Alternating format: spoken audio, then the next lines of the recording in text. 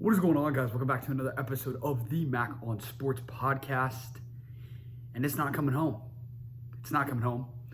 Italy beats England on penalty kicks in a heartbreaking way for England fans. And people are as happy as you could be if you're an Italian fan or anywhere else around the world. Coming into this, it was England against the world mentality. Most people around the world don't want England to win. They don't want them to win. They want the Italians to win. These were the best two teams all tournament long. Without a doubt, no questions asked. And it's typical England, the way they can lose, and we're going to get into that in a second. But look, overall, Italy was the best team in the tournament. There's no denying that. They were one of the best all tournament, and they ended up being the best, and they deserved to win. It's not a controversy or anything.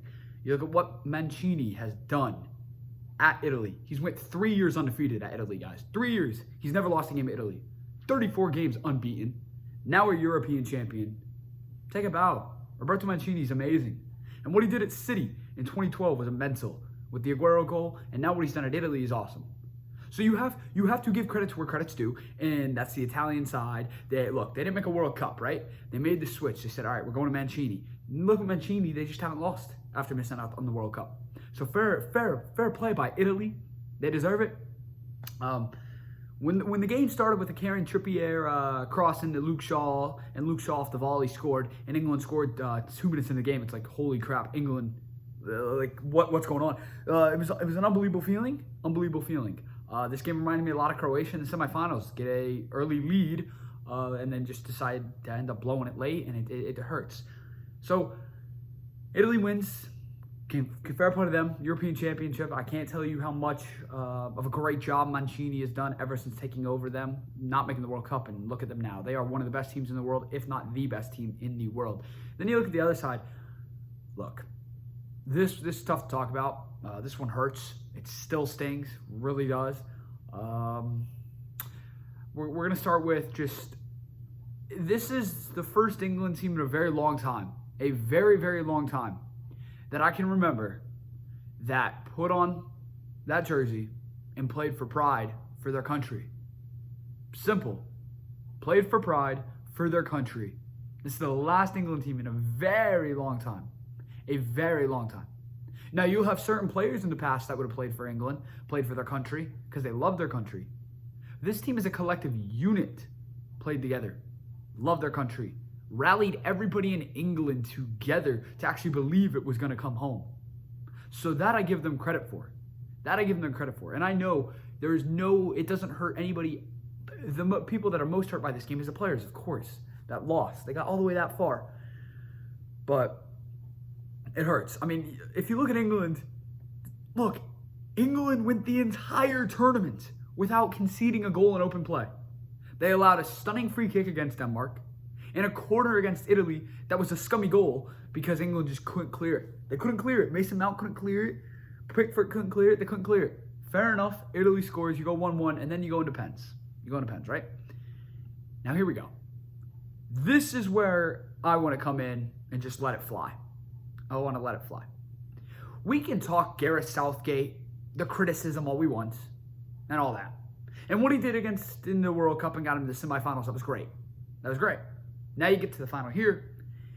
Up to this tournament, what's the biggest criticism with him? He's too defensive-minded. You have all that talent, Phil Foden, Jack Grealish, Jadon Sancho, Marcus Rashford, all sitting on your bench.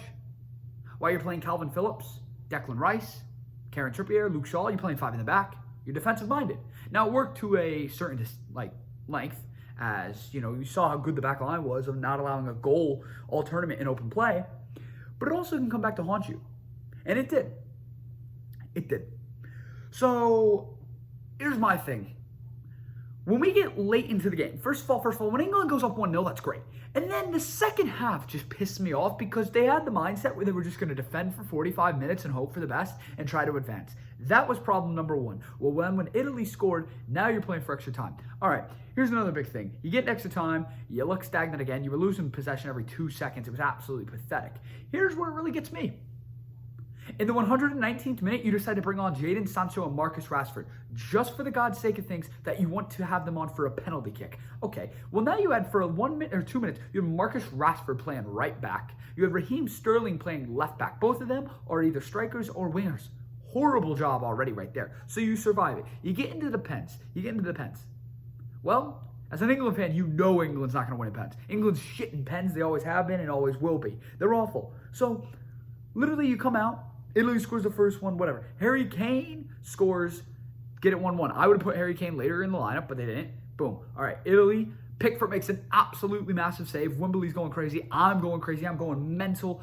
England's got the upper hand. Harry Maguire steps up, hits an absolute cracking pen, upper 90 in the right corner. Beautiful to see. You go up 2-1, Italy scores, and now here's where it gets interesting. I was telling the people I was watching the game with this exact thing. I was pissed off when Rashford got subbed on, and I was pissed off when Jadon Sancho come on. You do not sub in a player to take a penalty that late in the game. They have no rhythm in the game. No touches, still have jitters. They're not fully warmed up. You just don't do it. It's simple knowledge that you should know. And here's where it gets it. Marcus Rashford. He fannies around with this little stupid-ass run-up. Has an open goal. Completely missed it. Italy's back in it all of a sudden. Italy scores. Okay. Well, here you come, Jadon Sancho. 0 touches, by the way, guys. He had 0 touches ever since he came onto the game, so he's as fresh as you could possibly be. Well, this is already a recipe for disaster. It's already a recipe for disaster. And an absolutely woefully bad pen.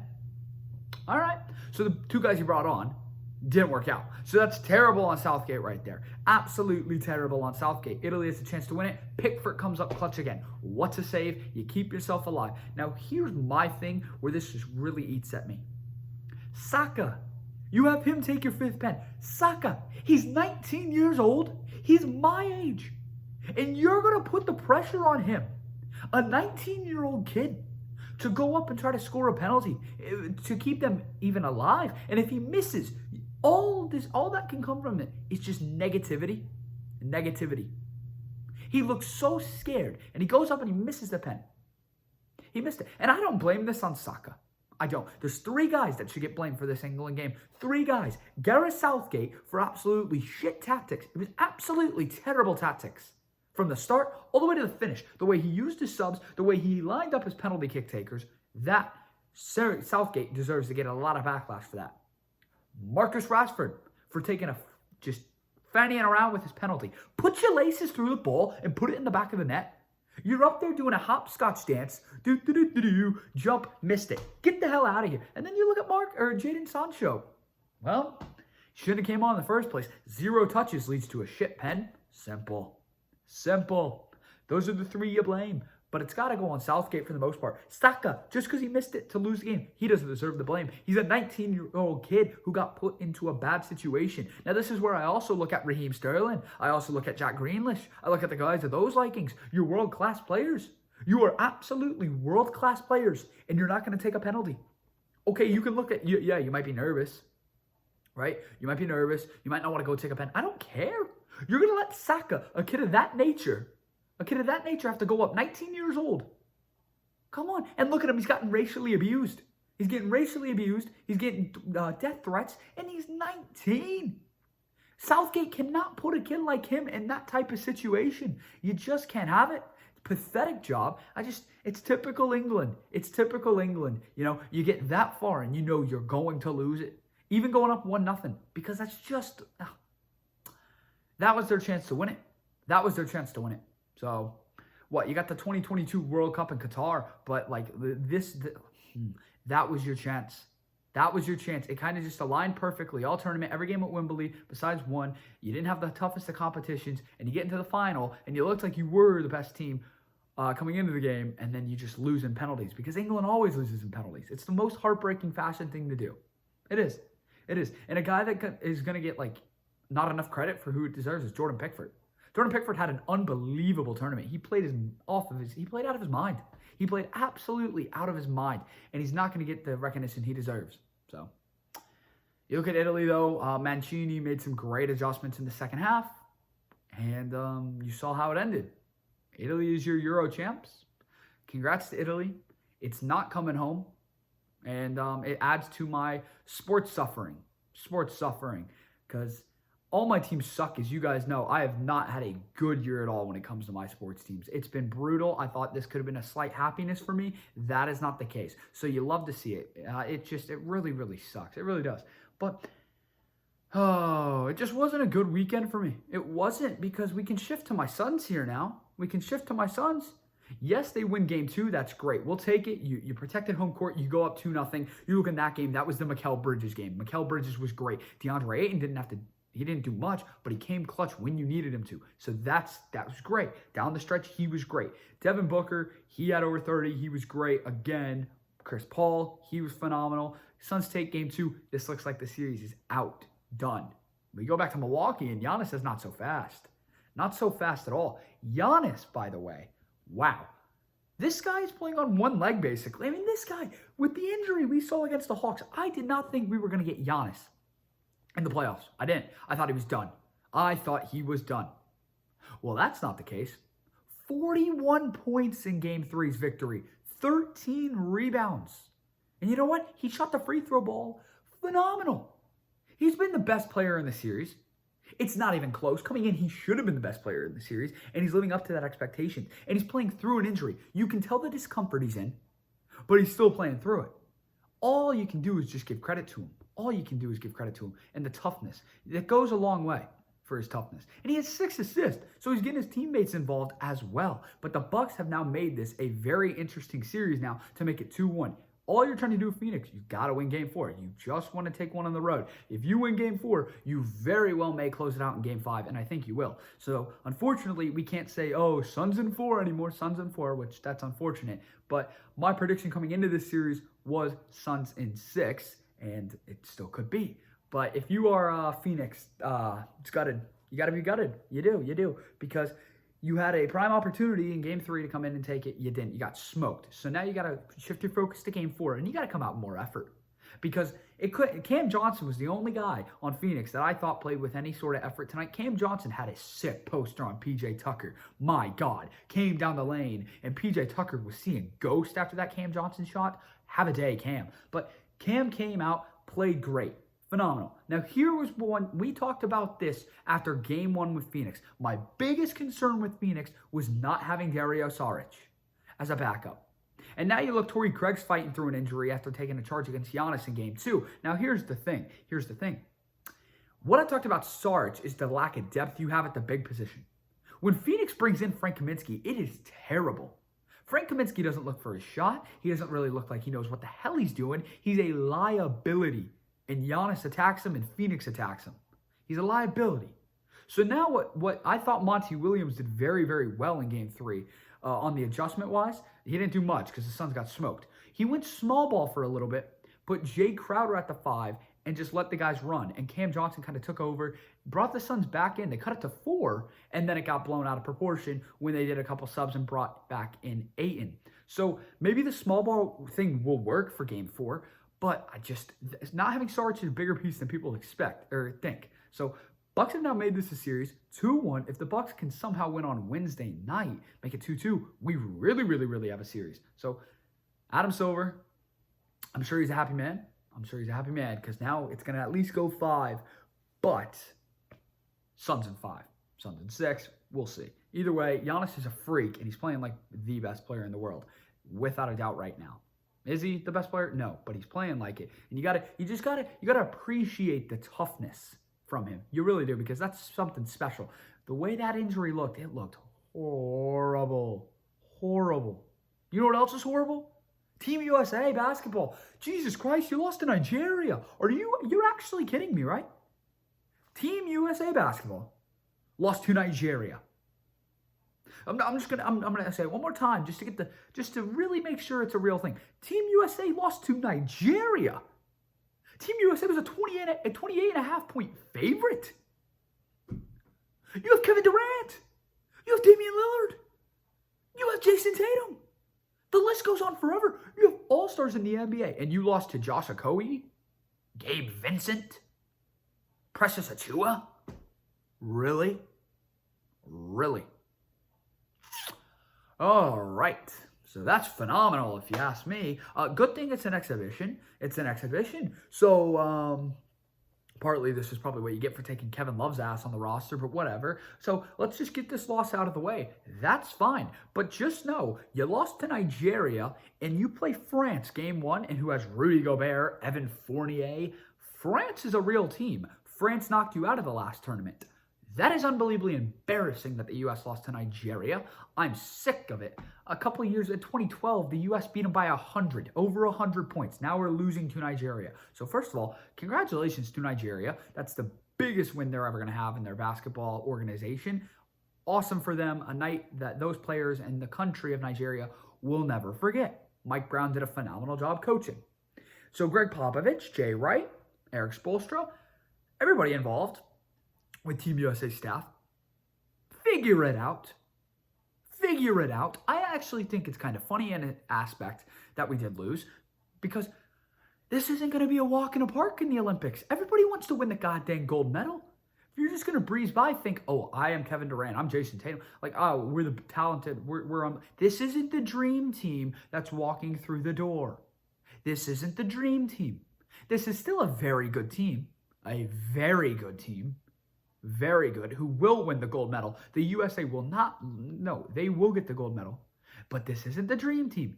You have the likes of Draymond Green on this team. Nothing against him. Just, there's better guys than him. Kevin Love. Jeremiah Grant. Gotta be better. Now, I know this was an exhibition, so you gave guys like Darius Garland a run or Sadiq Bey. You put them, you give them a little playing time, whatever. That's fine. But the point of the matter is you shouldn't be losing to Nigeria. That's unbelievably acceptable, and that needs to get figured out fast. You play Australia tonight. Patty Mills, real team. Australia's a good team. Good test. I wouldn't be surprised if the U.S. absolutely whacks Australia off the floor. I think that was a good eye-awakening thing. This team's going to build chemistry. They need to. You can't go 1-on-5. You have the most talented, you have some of the best players around you. Use it to your advantage. Not impressed with the USA. I do find it funny. I watched it just as a joke saying, oh, I want to see how bad we're going to smoke Nigeria. Well, that bit me in the ass because we lost. So, hey, that's funny because the game didn't count. If this was the Olympics, I'd actually be pissed off. I'd be very pissed off if we're going to allow something like that to happen. But it's an exhibition. Still matters. You need to be winning because now you got a little cause of concern and teams know how to beat you. But maybe this is a wake-up call. That's honestly the best case of scenario. This could be a wake-up call, and they can smoke France and beat Iran by about 100 when they play them, and then just breeze through the Olympics. So, yeah, that was very interesting to watch. But shout out to Nigeria. Huge, huge, huge win. Mike Brown did a phenomenal coaching job for Nigeria. Now, that was also another bad sports weekend moment for me, along with the Suns losing, along with the heartbreak of England losing. But my weekend got even better when I heard Ronald Acuna tore his ACL. Yep, one of the best players in baseball. Gone for 9 to 10 months. That's brutal. Nobody really tears their ACL in baseball, but if he's on Mac's team, there you go. So that sucks. He made a jumping play in right field in Miami, comes down, tore it, was crying, got carted off. I feel terrible because Ronald Acuna is one of the most fun players to watch in baseball. He's a stud. So Dak Prescott breaks his ankle. Cowboys suck. Ronald Acuna tears his ACL. The Braves suck. The Braves didn't go over 500 one time. One time they never passed 500. Not once in the first half of the season. Brutal. That's you did blow a 3-1 lead last year. That's phenomenal. You got Marcelo Ozuna being a domestic violence guy, doing battery, whatever the hell he's doing. He probably will never play again for the Braves. Every single injury possible. You got guys punching the dugout, breaking hands. That happened earlier this year. You just got, you had Mike Soroka walking in the clubhouse. Just walking, no exercise, walking, tear his Achilles. Lovely. Every single thing that's possibly went wrong with this team has. Sometimes it's just not your year. And it's not the Braves' year. And it sucks because Acuna was about to play in the All-Star game on Tuesday night. But no, we don't get that anymore. I don't want to see anybody get hurt. Not Bryce Harper, not anybody. I want to watch the best players in baseball. I want to see Acuna on a night-in, night-out basis. Well, that's not the case anymore. Hopefully he can come back better than ever. Because this sucks. This sucks. And now I can tell myself, realistically, the Braves have zero shot of making the playoffs unless a miracle happens. So that made my weekend just 20,000 times better, guys. Let me tell you. Oh, no, that hurt. That hurt. That sucks. That sucks. Why couldn't it have been Dansby Swanson? And if you're a girl listening to this, I'm sure you just got offended because, oh, Dansby can do no wrong to the woman species, female species, but whatever. Then Connor McGregor loses. Oh, yeah. Even better moment. Connor McGregor now loses. Broke his ankle, broke his leg, whatever he broke. This is probably the end of Connor. So I'm not happy about that either. He knows how to sell a fight. And he came out for a good 30 seconds to a minute and was looking pretty good. Now, if you actually look at the stats, Connor actually did pretty well on the stats. But if you were watching, stats can say one thing, it was not going Connor's way. Look, he tried to put Poirier in a choke. Didn't work out. Poirier got up and just went ground and pound. And, he let him back up. Connor threw a punch, takes a step back, and there goes his ankle or leg, whatever we're going to call it. That sucks. That sucked. But you know what? Connor's not going to go down without making things entertaining. And as he's getting the doctors to check on his broken bone, he's on the ground just chirping Dustin Poirier. Your wife's in my DMs. This isn't over. Yada, yada, yada. So now Connor McGregor has 6 weeks on crutches. And is he going to come back? Who knows? He knows how to sell a fight. You're the #1 richest athlete in the history of sports. Just hang it up. Go enjoy your family. There's no reason to come back. As much as I love him, but his time's passed. And he's won 1 fight in the last forever ago. I don't know. He's just not winning fights anymore. So I think it's the end of Connor. It sucked that he lost. But yeah, just an absolutely overall brilliant weekend for McGregor, as you guys can tell. It couldn't have gone any better with the England loss, the Suns losing, Team USA losing to Nigeria. That's actually kind of funny, not going to lie. So that's not as bad. Losing my favorite player in baseball with the torn ACL. And Conor McGregor losing. So, because my name is Matt, guys. But for you guys don't know, my real name is McGregor. So Conor is my ride or die guy. Let's go. The notorious one. But I did get a sliver of good news this weekend, guys. There was one good thing that came out of this weekend. I'm going to the Kentucky-Missouri football game. I'm going to the Kentucky-Florida football game. And I'm going to the Kentucky-LSU football game. And possibly Kentucky-Georgia football game. So look at that. Some good news came out of this. And that made me happy to hear, guys. That made me very, very happy. So there we go. That was good. But knowing me, Kentucky will find a way to lose. Because, guys, I think I've calculated I'm about 0-13, 0-14 all time at Kentucky football games. So if I go, we're probably going to lose every game. So that's lovely. But this is the year. After this England game, this is the year everything turns around for me in sports. Because if you look at this past year, I could not have had a worst imaginable year of sports. Cowboys were atrocious, under 500. Kentucky football sucked. They were under 500. Kentucky basketball had 9 wins. That's self-explanatory. The Celtics were just a shit show, and I lost Brad Stevens, my favorite coach. The Bruins were good. They were good. Went out in a heartbreaking fashion, though, when they should have been beating the Islanders, so they underachieved. The Braves blew a 3-1 lead in the playoffs to have a chance to go to the World Series. Beautiful. Beautiful. I mean, it can't get any worse, so it's only up from here, guys. It's only up from here. Oh, City also lost the Champions League final. Let's add that to the collection. So that's all I can say. This was a fun episode, as, sometimes it's just good to just rant, just get stuff off your chest, and yeah, sports suck sometimes, but life sucks sometimes. So it's only up from here. And once again, congratulations to Italy on a massive win. I'm sure the country of Italy is very proud. They had a good team. Once again, I love Mancini. He's awesome. But yeah, that's gonna wrap it up this episode. So I love you guys. Home Run Derby tonight. All-Star Game Tuesday. Won't have any effect to do with the Braves because they're not gonna make the playoffs. But All-Star Game Tuesday. Wednesday night we got the finals, and there should be a guest on Wednesday's show. Stay tuned. Unless something dramatically changes, we'll have a guest, good friend of mine. So I'm excited for that. And sit back and enjoy the show. I hope you guys enjoyed. I love you guys. Peace out.